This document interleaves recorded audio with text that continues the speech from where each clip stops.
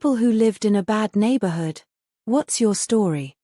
I still remember that night vividly. The events of that evening have haunted me ever since, and I often find myself replaying the sequence of events in my mind, wondering how I managed to survive. Let me tell you what happened. As clearly as I can recall, it was a cold and windy night.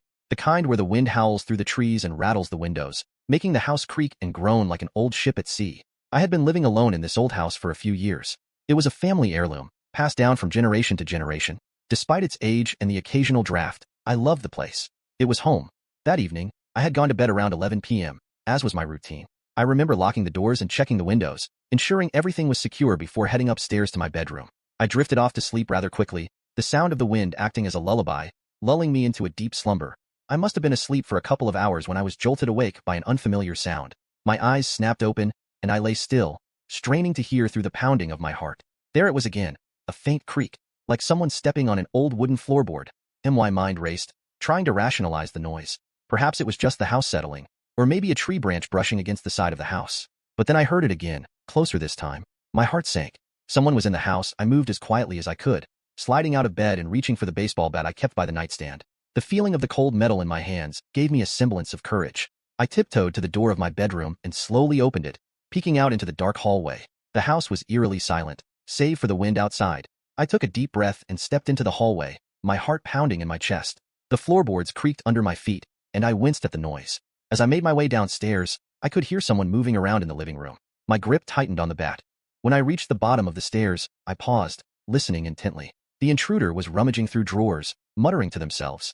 I peered around the corner and saw a dark figure. Their back to me. They were dressed in black, and I could see the glint of a handgun tucked into their waistband. I knew I had to act quickly. My plan was to surprise them, to knock them out before they had a chance to react. I took a deep breath, trying to steady my nerves. Then, with a burst of adrenaline, I charged forward, swinging the bat with all my might. But I wasn't fast enough. The intruder heard me coming and spun around, the handgun now in their hand. There was a deafening bang, and I felt a searing pain in my leg. I cried out, collapsing to the floor. The bat clattered out of my hand, useless. The intruder loomed over me, the barrel of the gun pointed at my face. I could see their eyes behind the mask they wore, cold, emotionless. I thought it was the end. But then, something unexpected happened. In the chaos of the moment, I had knocked over a lamp, which had fallen and shattered, plunging the room into near darkness. The only light came from the street lamp outside, casting long shadows through the windows. The intruder seemed momentarily disoriented by the sudden change in light.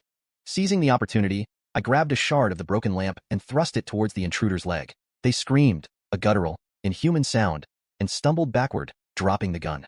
I didn't hesitate. I scrambled to my feet, ignoring the pain in my leg, and grabbed the gun. I didn't want to kill anyone, but I needed to defend myself. I pointed the gun at the intruder, my hands shaking. "Get out," I shouted, my voice hoarse with fear and pain.